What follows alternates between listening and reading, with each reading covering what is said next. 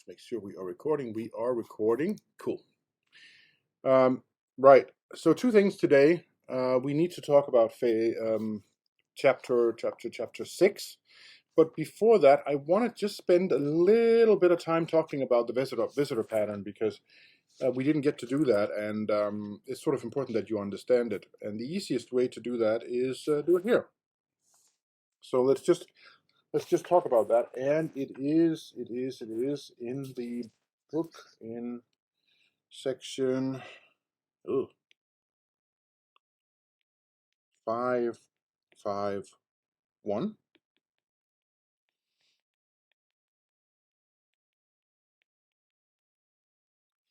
Right. So let's start with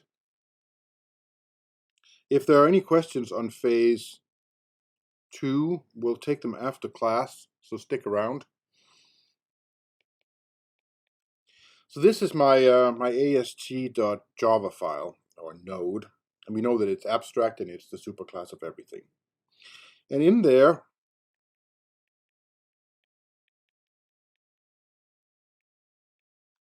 I have this this array of children, right? So those are the ones that the children of the parse tree are held in. Now, let's take, I don't know, let's just take ifstat.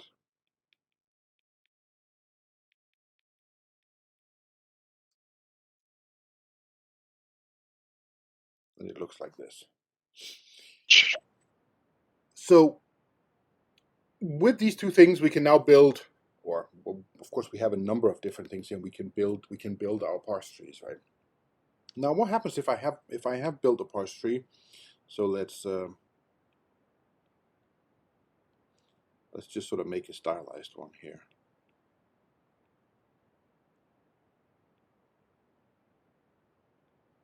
Something like this. And let's say that I want to traverse it. Then what we have to sort of remember is that these are in the children array of that one. These are the children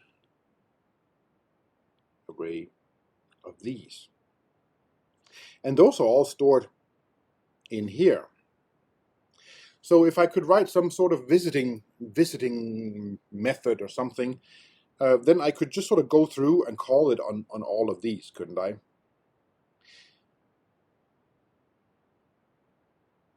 So, for example, we could implement something in here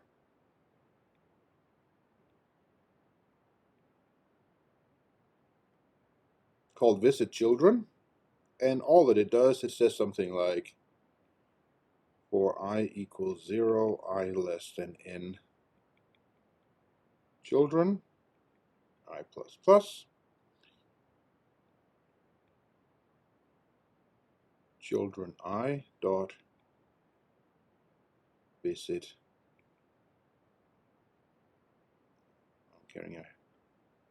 So if we did something like that, right? So what about that visit method there?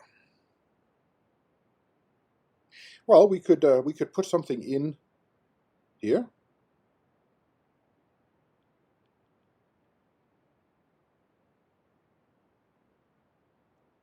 Like that. Now, if I implemented this guy to just say visit children, then if I ever were to visit anything, it would just sort of like flow through the tree and do nothing, right? So it might be that this place may be where we could do something specific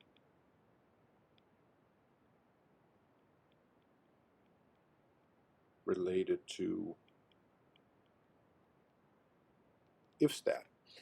But now when we think about it, it doesn't make any sense to say, okay, in this particular visit method here, I could do something specific for the if statement, because what if my traversal is an attempt to do some sort of type checking, for example? Well, then this specific thing here would be type checking. Or what we could do instead, we could say, or alternatively, call a specific method on a different object. So for example, what if in here we said something like, I'll just pick a purple color. If I said v dot visit ifstat, and then we had something here called v, and we had some class over here in which we had a method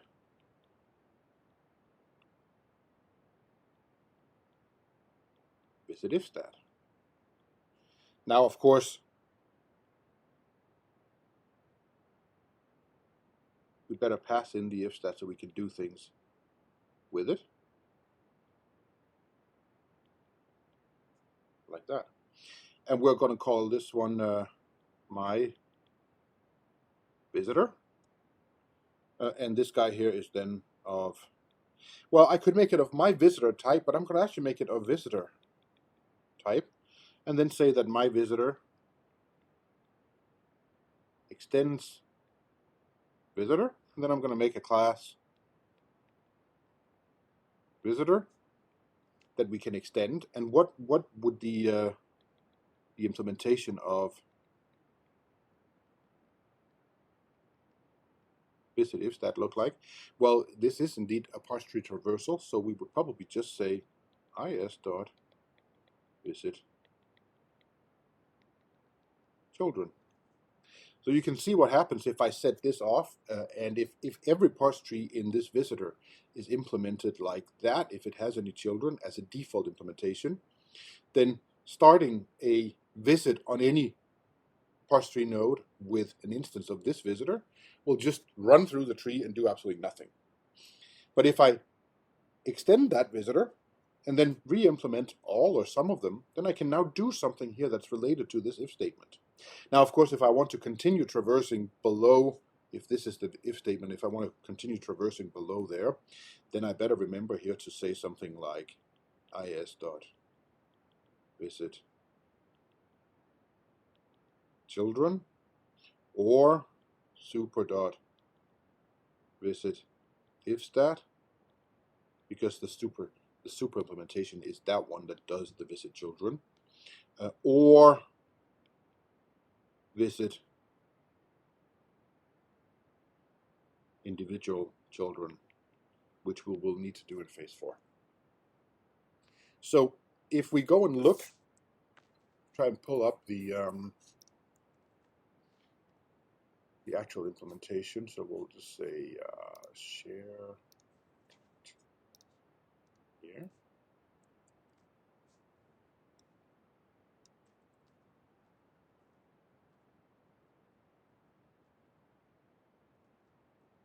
So here's the implementation of visitor, and you can see that it's an abstract class, so we can't actually instantiate it. And if you look at what it does, look, it just visits children, children, children, visit children for all the things that have children, visit children, visit children, visit children. And there's one of these visit methods for every parse tree node. Of course, it's important that we spell this correctly, otherwise things get confusing. And particularly when you override these. So you can see that they're all there. Now, how does that print visitor look then? Well, look, it's a re-implementation of every single one of these. And since every single one of these visit methods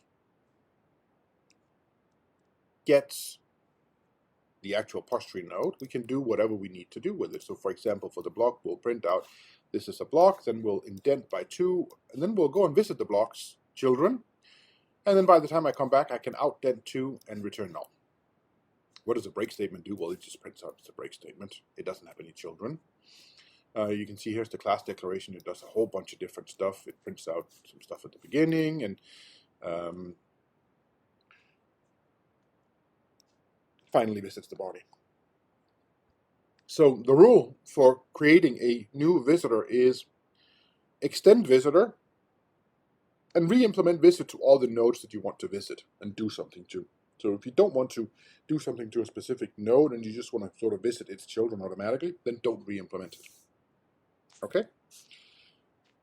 Well, hopefully you already looked at this and you understood it. But it is a little bit tricky because when this executes, it bounces from here to here, over here, back to here, over here, back up to there. So there's this sort of like back and forth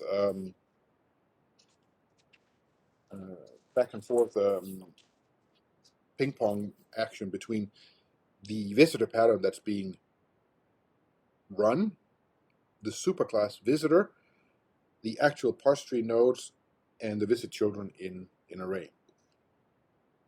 And when you get an error message, where you like, for example, a null pointer exception, null reference exception, you will see these long stack traces, and they're like sort of, you can see that they're ping pongs back and forth between parse tree nodes and visits.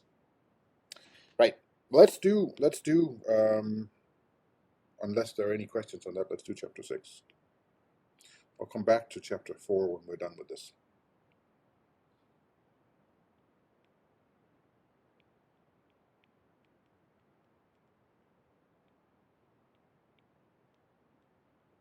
Most of this stuff is stuff that you already know, so this shouldn't take too long to do. So let's start with asking a simple question.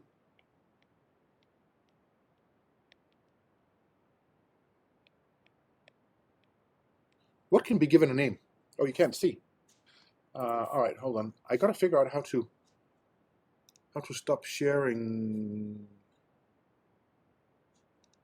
I'll do that, and then I will go back and do this. There you go. And now I lost you guys. There you are again. There we go. And we're up to 51. All right, that's better. You can see now. Good. So what can be named in terms of things in programming?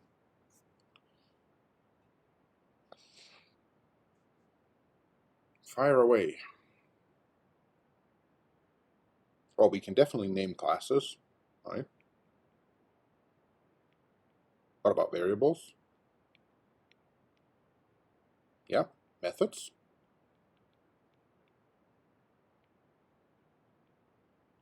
Types. Fields. Parameters. Packages.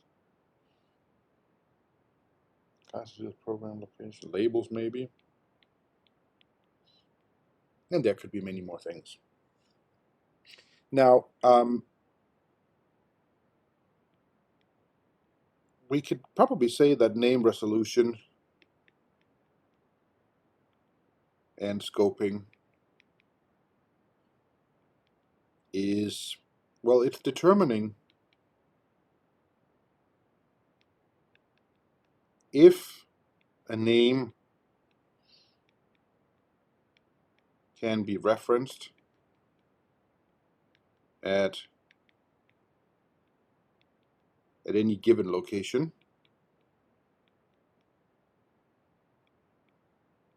and if which declaration is it referring to. So that's basically what we're gonna have to do. Now, before we do that, I just want to remind you about a few things that has to do with activation records, or stack frames, or all these things, right? What's an activation record, or a stack frame, or whatever?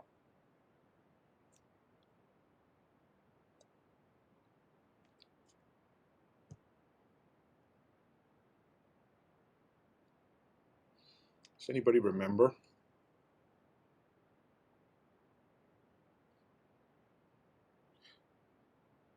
Well, it's the parameters pushed on the stack. Zach says parameters pushed on to the stack. So here, when you're talking about the stack, you are talking about the stack of activation records, right? So if we have memory here, and I can never remember what goes where, but then we have the heap up there, and we have the stack down here. This stack is a stack of activation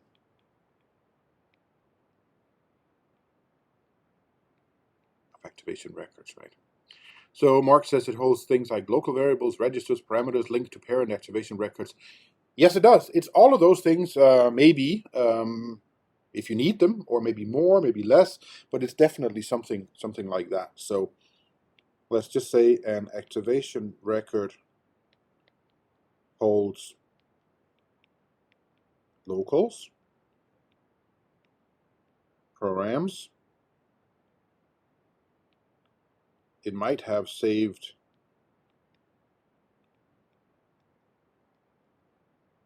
registers, a whole bunch of other stuff, links to other activation records. Right. Now, there are two possible links to other activation records. There's a static link, and there's a dynamic link. What's the difference between the static link and the dynamic link? Or a static link and a dynamic link?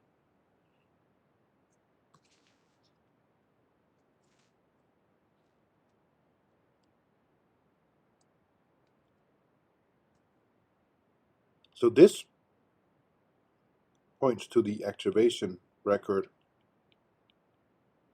of the caller. So the activation record of whoever called me. What does the static link point to?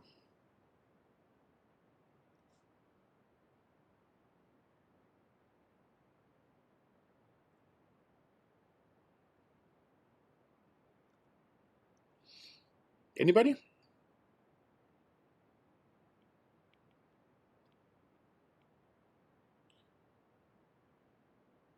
Well, no, it points to an activation record as well. It points to the activation record of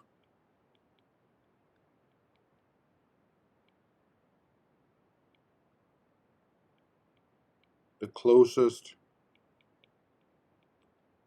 enclosing method or procedure. Yes, and Mark says the static can point to the global scope activation record. That is true. And if you don't allow nested procedures or methods, then it would always either not point to anything and be of no use, or if you allowed globals, then it could point to an activation record in which the globals are stored, if globals are stored in an activation. So this is a little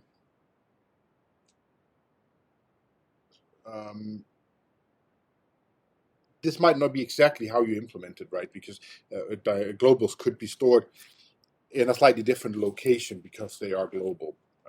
But yes, indeed, this is the point. Right. So let's just do an example here of an activation record. So if I say int f, int n, double m, double I equals something, I equals n plus m, return I. Oh, actually, you know what? I want to add one thing more here.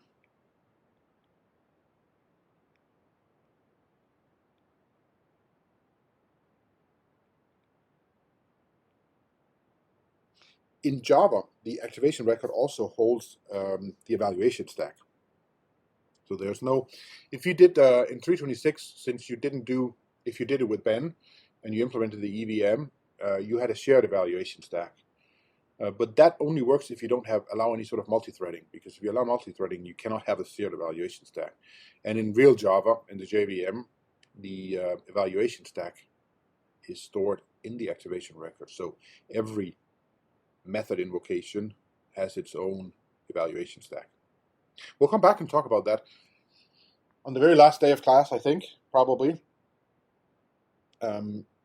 because we'll see how we can use some of all the knowledge that we've gained to actually determine exactly how big that stack needs to be so that the activation record can be allocated of the right size. So if I do something like this, then let's just say this is in Java. Then this is the activation record when f is called, and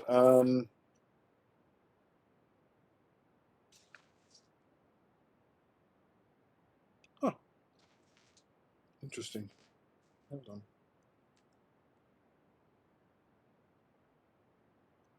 Yeah, so I'll do this in proper Java, so it'll be a little bit different from what it says in the book, because it doesn't actually say that it's in Java. For example, it says, for example, the Java virtual machine, which is a 32-bit architecture, a 64-bit type. It says if we start the offset count at 0. Well, in Java, at 0 is where this, so the reference this is located at address 0 if the method is not static. If the method is static, then there's no this, and we can start the parameter at 0. Then we have n, that's going to come next. N is, so this thing here is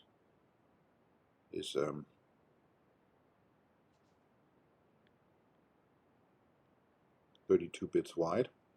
Then n comes at 1, and it's an integer that takes up 32-bit, so that's fine. Then we need 2 slots for m, so that's address 2 and address 3. And then we can throw in I here at 4 and 5.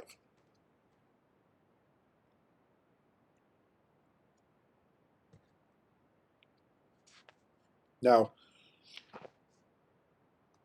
let's do another example, and let's I'm gonna make a picture of this, I think. Let's see.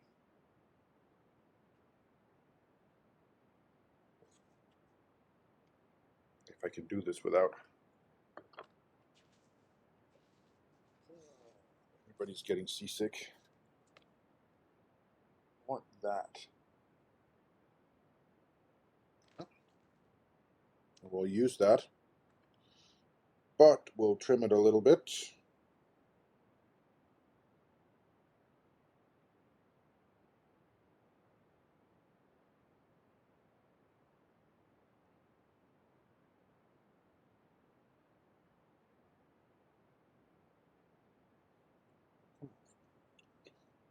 Done. Then we'll make it a little bit bigger. So there we go. Right, so what I have here is not Java, because as you can see, I have nested procedures.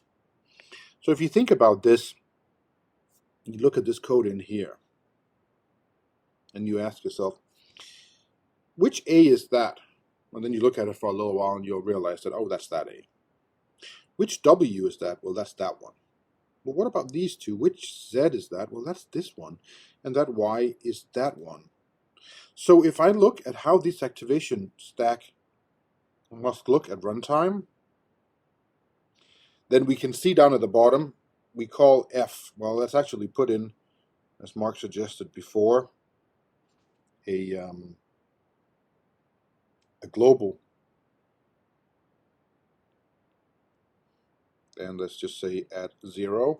And here, of course, the at 0 means relative to some sort of stack pointer, right? And I'm not going to get into whether that points at the top or the bottom, you subtract or you add, because that's really of no importance. But we have here my x of type int.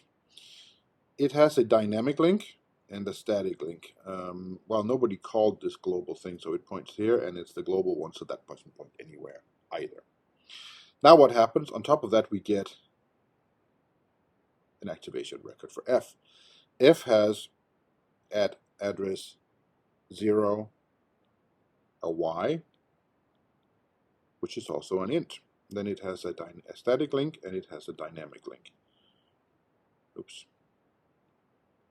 Dynamic link is always pointing to whoever called you, so that's that one. And the static link points to, actually, you know what I'm going to do? I'm going to put these on either side, otherwise it's going to be a mess. I'm going to put the dynamic link there, and static link there, dynamic link there. That didn't point to anywhere. Get rid of that. Static link points nowhere. This static link points to here. Well, what if it didn't? Well, think about if you're inside here and you want to access that F, that X, then you can look here. Is there an X here? No. Well, it's down here, so we've got to be able to get to it. So that makes sense. Well, who called us is the guy below us. All right, so we'll point the dynamic link down there. All right, what happens in F? Well, F calls G. Oops. So we need a G. That's a dynamic link, static link. Dynamic link is easy because F called G. Static link points to the activation record of the closest and closing. Well, that's got to be that one. And G has at address 0 a Z of type int. Now G calls H. We get an H with a static link. Static link points to this guy. Dynamic link also points to this guy. And this one has a W, which is an int. So now when we are here, oh, it also has an A. Then we can ask the question, can we find A?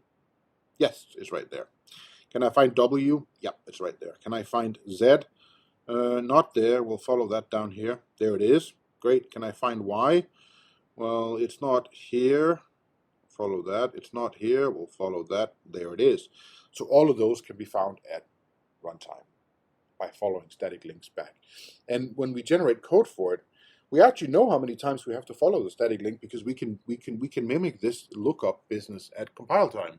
And that's exactly what we did. And that's probably how you did this when you did it in your head. You said, excuse me, that A is that one, that W is that one, that Z is that one, and that Y is that one.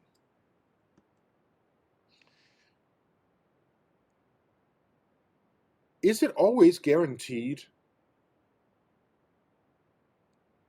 that an activation record of an enclosing method or procedure will be somewhere below me on the stack? So in other words, is there a guarantee that if I'm executing code in H, that G and F will be somewhere down here?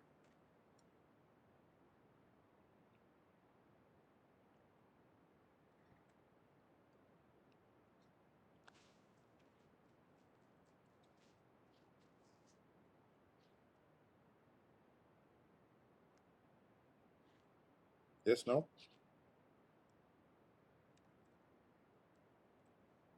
There's got to be some OS people or something.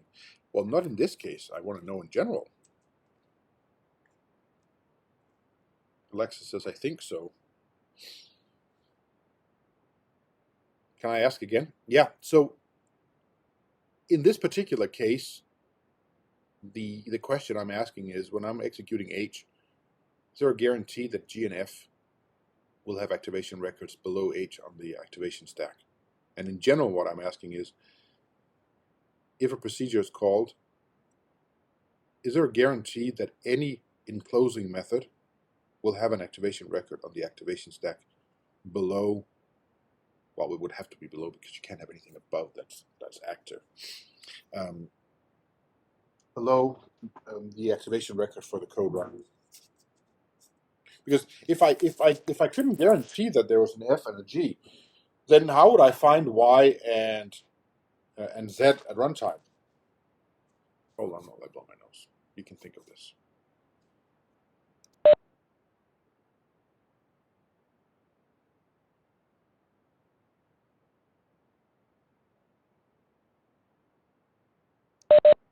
Right, so Jonathan says, yes, since you read code from top down, but that doesn't really necessarily mean anything because you can forward reference things, right? So that's not a guarantee. The question is it possible to call H without G being called? So if you think about it, what's the scope of X? So where in this code am I allowed to refer to X? Sorry, to H. Well, it's here, right? So if H has been called, it must have been called from there because that's the only place H can be seen. It's defined locally inside G. So now we can conclude that G must have been called, right? Where could G be called? Well, G could only be called here, which is inside F. So now F must have been called. Therefore, if H is called, G is called, and F is called, and QED. Now, why do I need activation records at all? Why can't I just say every variable, parameter and local and whatnot gets a fixed location in memory? So let's just ask the question, why can't every local and parameter just have a fixed offset address in memory?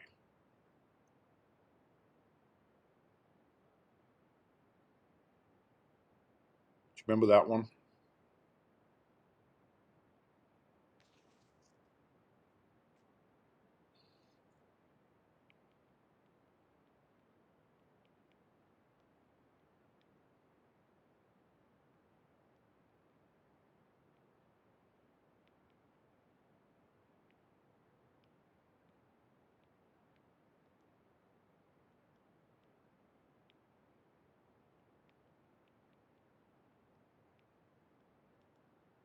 So if I have something like that, right? Nate says because it needs access to the other variables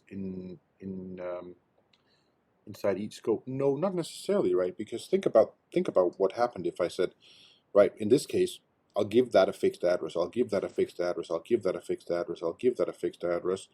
That would actually not be particularly difficult to run this code then, because I'll just take the fixed addresses for these things, plunk them in there, and be good to go, right? The problem is if I do fixed addresses when I have recursion, then that thing keeps getting overwritten over and over again when I do that. And since I evaluate the factorial call here first, then that'll get overwritten all the way down to 0. Then we'll start coming back. That will be 0, and the entire thing is going to come out 0, right? So the answer here, of course, is because of recursion. So I'm just going to say C example 6.3 because this is stuff that you already know from 218, 219, 218, 218, right? So I just wanted to make the case for why we needed these activation records. All right. So now, onto the meat and potatoes of today, which is name binding and scoping. And I think what we should start by doing is we should start by just defining a little bit more pedantically what a name binding is. So let's say that a name binding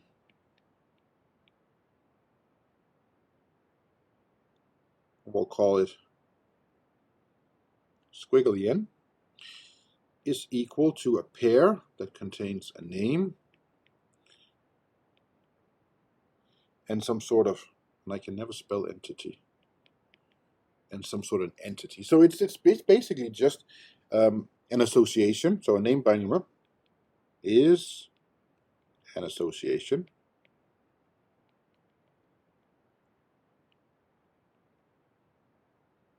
between a name and some entity. And of course, that some entity is one of those things we put on the first page that can't be named. Right, so let's just do, we can do a quick example here, which is example 6.4. And if I say class my class, int my field, void my method, int my parameter, int my local, and then I'll say my local equals my field plus my param. And then we can ask the question, how many name bindings are there in this code? So let's see.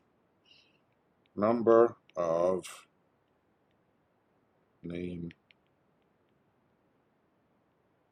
bindings.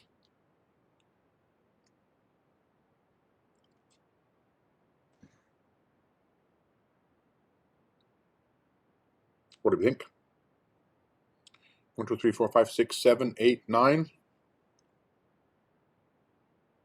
Well, I think you probably wouldn't be able to get to anywhere near 9.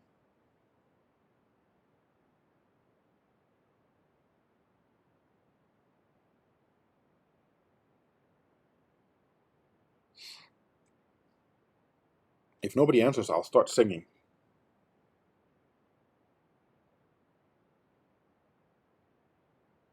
No, you're not. No, you're not, but you will be. But you will be by the time I'm done. I can guarantee you that. It ain't pretty. You don't want that. I'm constantly being told to shut up if I attempt it in, in anybody's company. 6 from Alexis. 1, 2, 3, 4. That's one more than no. It's going to be the one from the Lego Movie. So Alexis, what are your 6 bindings? Name bindings we were talking about, right?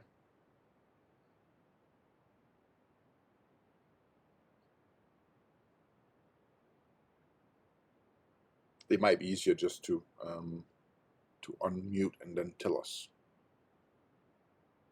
Zachary says there are only 5. 5. Everybody says 5 now. So let's see. There's definitely one here. This binds my class to a class declaration. This binds my field to a field declaration. That binds my method to a method declaration. That binds my param to a parameter declaration, and this binds my local to a local declaration. So I think the answer there is 5. Yeah, you must have counted field. Maybe you counted field twice, but there There are 5, right? Now, yeah, that's not what I meant to do. I meant to ask,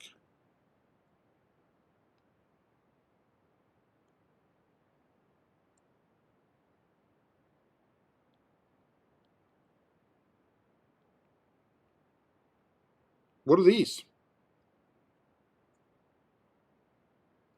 Well, they're not declarations, and they're not bindings.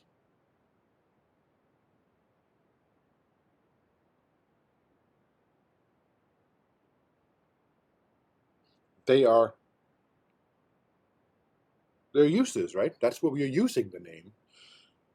The name is bound to something in the declaration, and it's used in these assignments and expressions, whatnot. Right.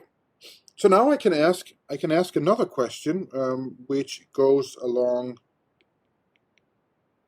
with definition 6.3, which is the scope, and this is the first time we see that word scope of a name binding. And I'm going to define this as generally as I possibly can. So let's say that the scope of a name binding, I'll see if I can do my squiggly N again. It wasn't as nice this time.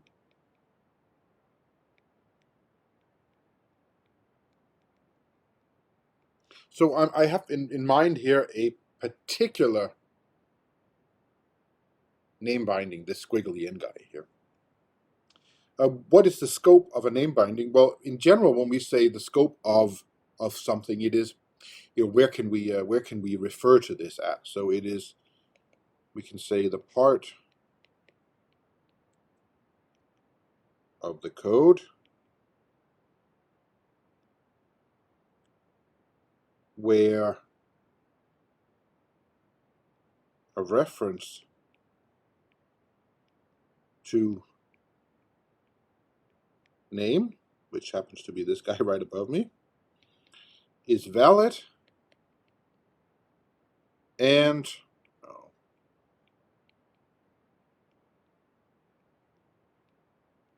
resolves to an entity E, and that E is the one in N.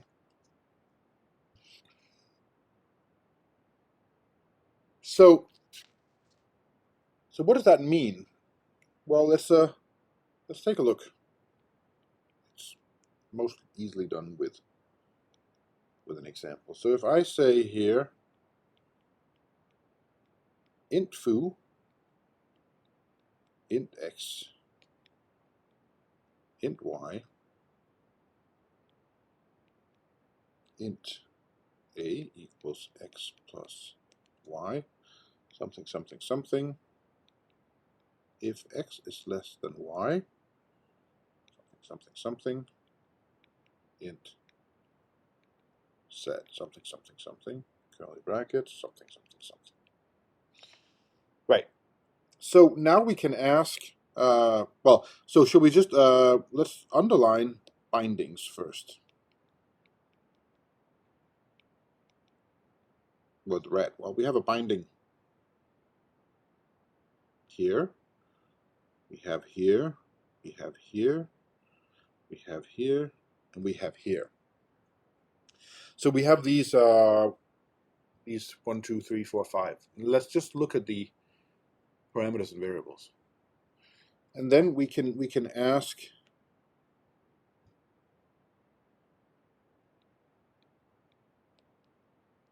what is the scope of the parameter x?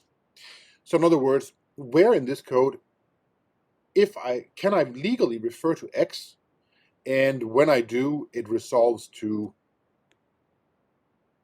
this parameter right here. And can we maybe go to highlight? And if we say, we'll highlight that in yellow. So what do we think the scope is of X?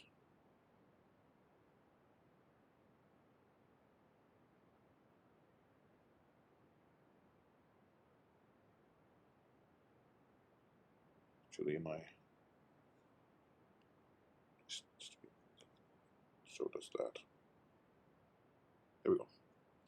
Inside of foo, right? So can I refer to X out here? No, obviously not, because it's declared there. So we will say that it's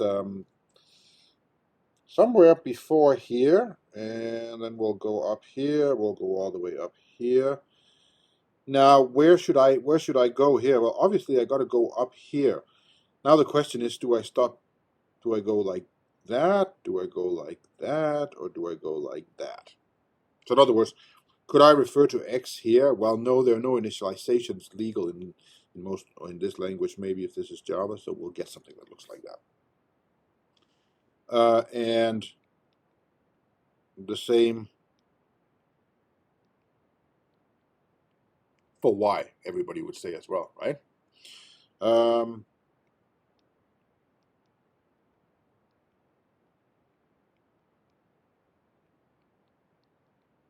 What's the scope of the local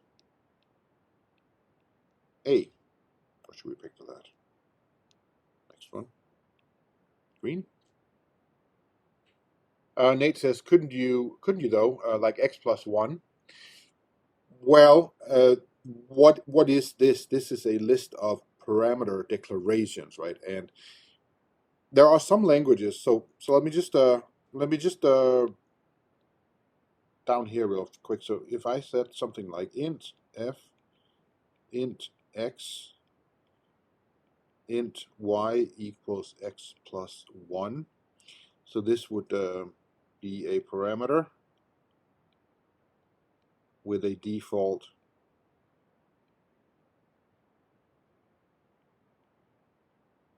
parameter value. Is that sort of what you were thinking about? And if you do that, then yes, you would probably have to say that it goes up like that, and that's true. That's all stuff you get to decide when you define the language, because you have to tell, you have to implement the name checker and the name resolution phase anyway, so you can do whatever you feel is correct for your language. So if you have default parameters, it's up to you to decide whether those default parameter values can depend on non-default parameters or not. If you decide that the scoping rules are like they are outlined here in yellow, then what I did down here is not legal, but you could certainly choose to say that's got to be the rule. Either way is fine. So what about the green one? From its declaration all the way to the end, right? So where does its declaration end? Does it end here or here? Well, obviously, it might not be a good idea to put A in here, right? So we got to do it from there, right? So it's going to be something like this.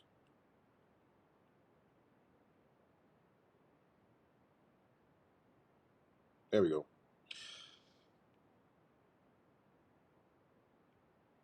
Go back to blue. What is the scope of the local Z? Now, that seems to feel a little different, doesn't it? Because the previous one was just, all right, from where it was declared until the end, and then we're good to go, right? So here Zach says, everything from after its declaration to the end of the if statement. So is it to the end of the if statement, or is it to the end of this curly block, this curly bracket block? That's hard to say. And I think it's probably the latter. So it's which of course has the same effect. So it's from there to the end of that. So we get something that looks like that, right? I think this can be said as from its declaration point to the end of the closest enclosing block, right? I think most people are are already familiar with what these rules are, but it's a good idea to sort of nail them down, because now we have to go and implement them in a little while, right? Right. So I'm going to just skip the forward referenceable part. That's not that important. Oh, I do want to. Oh, let me just check if I have my food program. Oh, I do. Good, good, good. Um,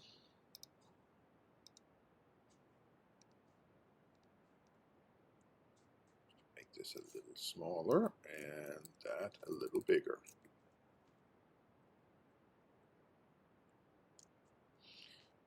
Then try this. Now, please don't.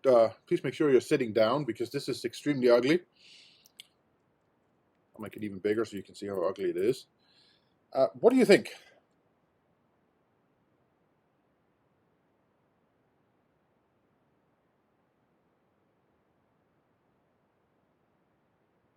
Isn't it beautiful? No? What do you mean no? Oh, I thought it was kind of cool. I like the fact that I can have an almost, an arbitrarily long food thingy here. You think it's ugly too? What the hell? Okay. I guess eye isn't the beauty is in the eye of the beholder. It is ugly. Now, does this work?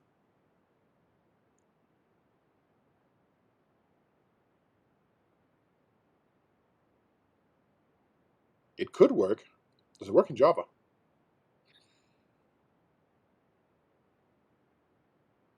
It does not work in Java, because Java does not like parameters and locals to be named the same. So if I were to try to compile this in Java, it'll say variable foo is already declared in the method. So that doesn't work. However,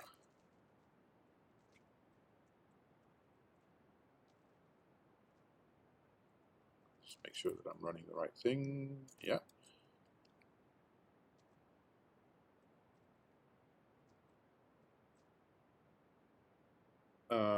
Just gonna add that.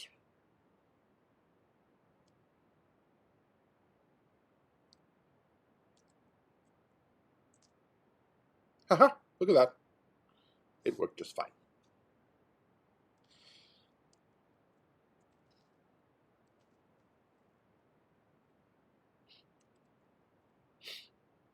Oh.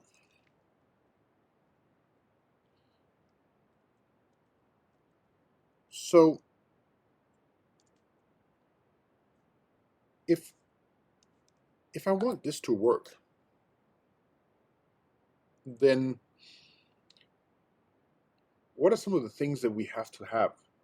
Well, we've got to be able to distinguish these two from each other. And we've got to be able to distinguish them from those and from that. So there are many things here, many different kinds of entities. There are parameters, there are locals, fields, and classes. We just happen to be most all of the nameable things in Espresso. They kind of have to be kept separate in some way. So if we're looking at how to check, what foo is this? Well, which foo is this anyways? Which foo is this? Which foo is that? So looking at this code, let's try. Which foo is that one? You have no idea? Ah, come on.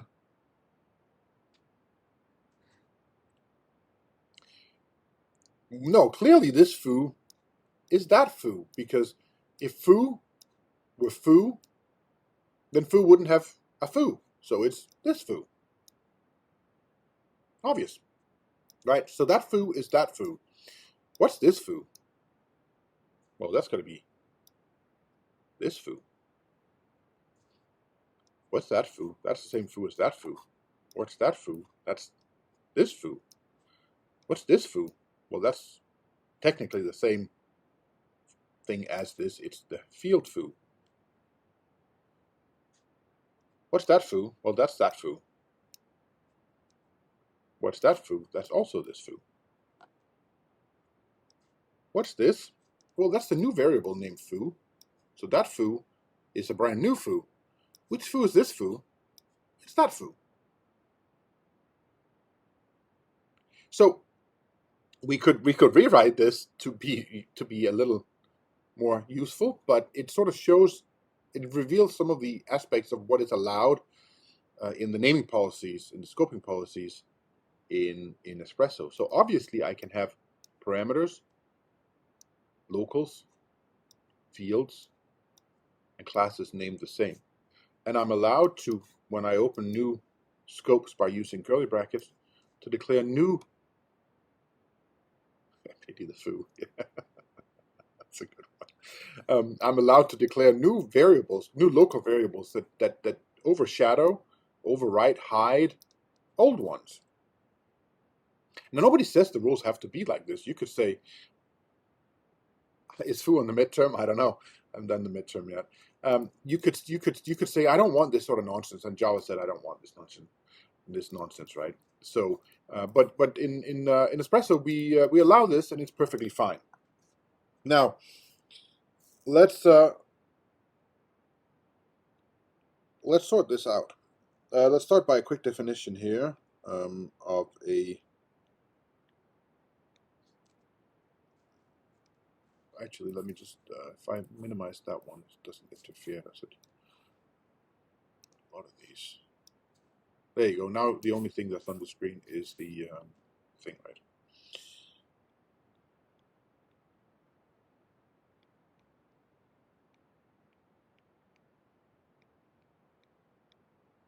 So a symbol table is a map from a name to a value. So it looks like this. Actually, we can do nicer than that. We can actually draw a square. There we go.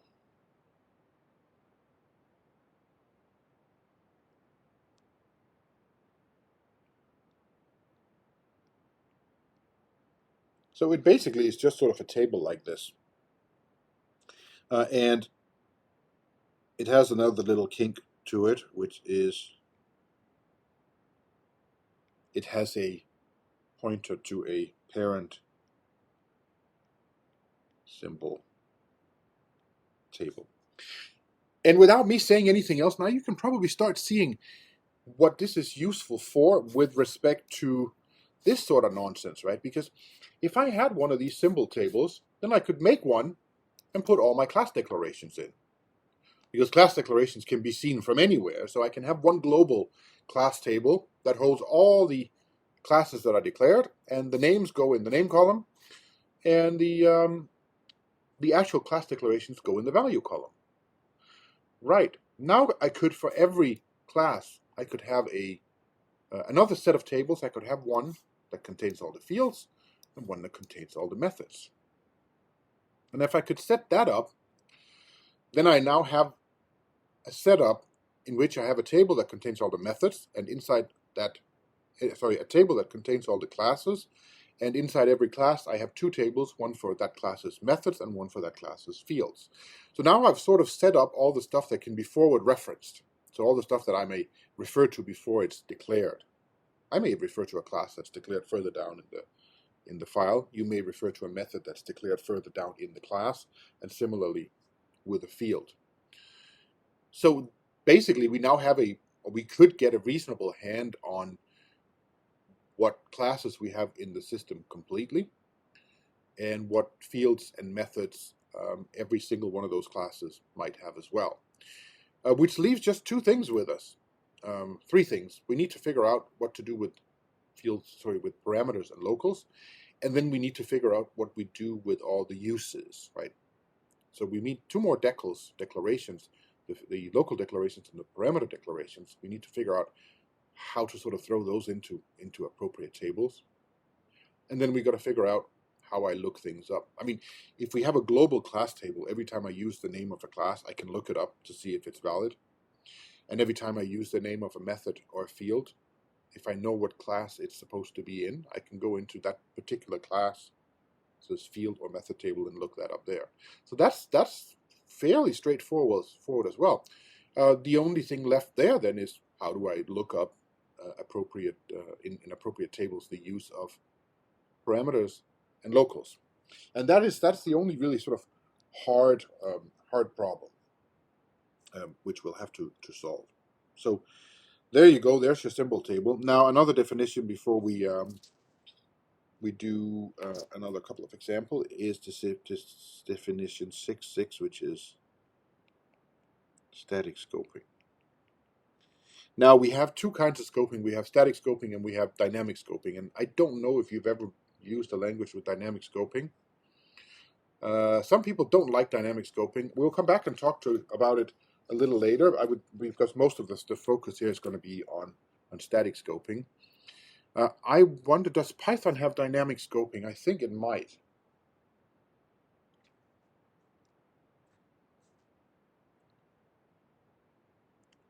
Maybe, I'm not entirely sure. I can't remember. But we can say that for a language with static scoping rules,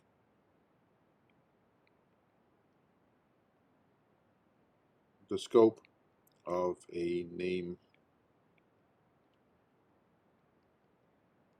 binding n equals name entity can be determined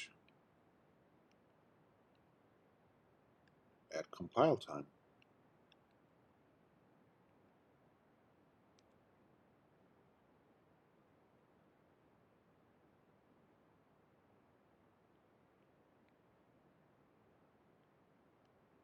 And remain static during execution. So real quick, if I just go here and I don't know, we'll write a procedure here real quick. We'll say I'll put an X there, and then we'll say void f int y int z equals, I don't know, a plus y plus x, and void g, we won't give that anything, we'll give it an a there, and then I'm going to say f of 5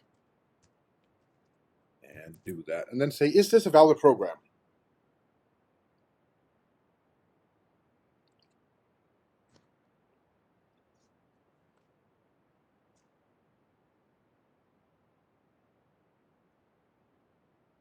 Jonathan says no. I wish I were allowed to set up sort of a, I wonder if there's sort of a WebEx gambling module where I could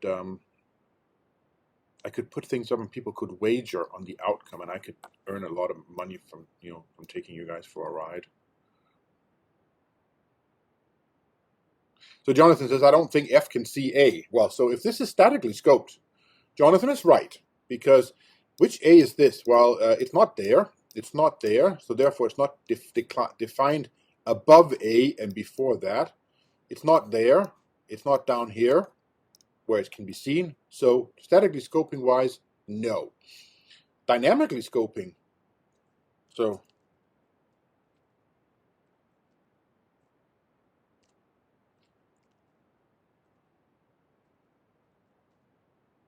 can I just can I always just say yes here and say, yeah, it's fine, because if I call G declares an A, then we call F gets an A from there. So if you think back to our activation records, if I make a small change in the rules of how I look things up, and I say variables that you don't have may be searched along the dynamic link. Well, so if I go back to here, then I'm saying if you don't have a variable in H, you can follow the dynamic link down and look for it there. Under normal circumstances, for static scoping, you would follow the static link, and it just turns out in this situation here, the two are the same. But in general, they are not the same. If you don't allow nested things, then the static link will always point down here, but the dynamic link will still look like that. So where were we here? This code here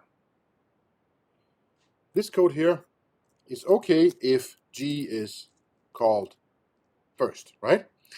So if G is called first, then you may search your dynamic link when you are in F, and you'll find the A.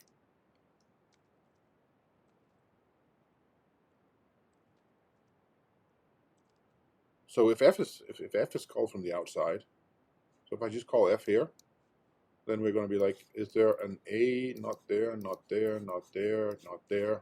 No, same problem. So dynamic scoping is a little bit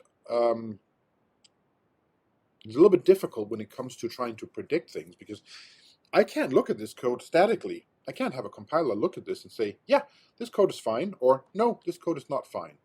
Because if I look at this, well, I can look at this and say, yeah, this is all fine because there's no call to F out here, right? But what if I put this into a library? Then I don't know now that G is always going to be called, or something is going to be called that has that A. Because what happens if I said something like void H int A F of 7? That's perfectly fine, isn't it?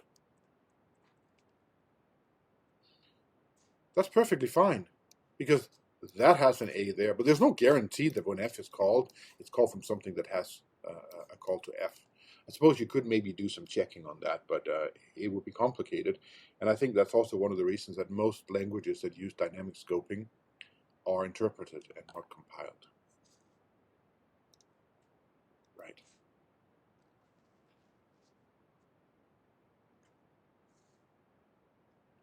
So the next obvious question, so one thing I do want to point out is the two different uses of the name or the word scope. So we've said that the scope of a name binding is the part of the code where it's valid to reference the name associated with the binding, and when you do, it resolves to the binding in question. But sometimes we also talk about other definitions. There's another definition of scope that I want to just point out.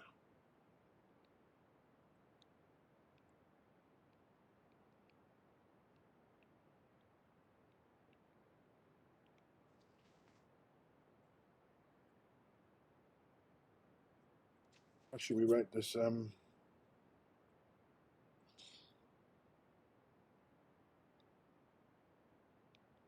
Can we say a part of the program where new locals can be defined? That's one example of it. Or actually, I don't want to say new locals. Let's say new bindings can be defined. For example, a block, or the body of a method, or a file, or a package.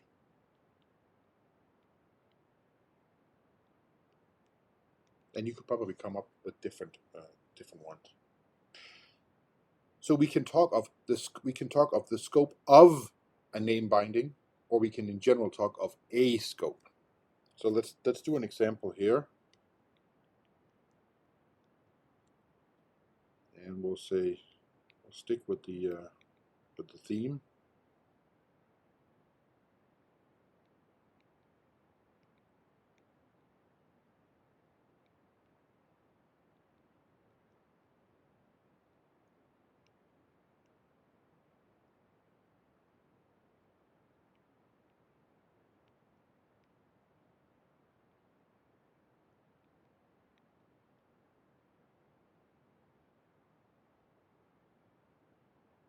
And then we'll see if I can get this looking reasonably decent. Yeah. So how about that? So here we can talk about the scope of A, we can talk about the scope of foo, of B and C and D. But we could also say that that opens a scope that closes at star, or we'll put star down there. And we can say that this opens a scope that closes at the red star, which is there. And that for the purple star, which is there. And what do we got left? Orange, which is there. So in other words, if I have a declaration, a name binding in here, then that becomes invalid when I get to there, right? That doesn't come as a surprise. You all know very well that any local binding inside a block disappears. So that means in particular that I can't draw arrows. For example, a reference to D here is illegal. Everybody okay with that? No, but I don't think anybody has any particular issues with that. So should we stop here, because then we're sort of halfway through, and we'll deal with the rest next time. Now I will open phase 3 tonight, and there are 2 parts to phase 3. The first part is go through the parse tree and find all the things that can be forward referenced and put those in the appropriate tables. So put all the classes in a global class table, put all the methods and constructors and static initializers into a method table, and put all fields into a field table. Then the second part is now go and do something that handles these locals. So we got to do something that does this thing with, maybe if we opened a symbol table here and then put this thing into here, then we can just throw that symbol table away when we get to here and go back to the one that we opened there. And that way we can actually do static scoping that obeys the rules of when we have curly brackets, things that were in scope now have disappeared. And that's a much bigger thing to do, because it deals with just the usage of all the names and controlling these opening and closing of symbol tables. That's the second part. You can definitely start looking at the first part and start implementing it. It's due in 2 weeks. Do we have any Bens around? I think we're Benless today, except for our local Benjamin. Well, there's one Ben, but it's none of the TA Bens. Right. So I'm just going to send this to TA Ben.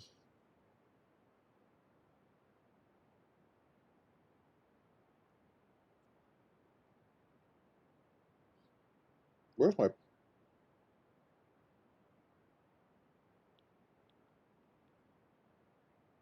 Ah, there we go.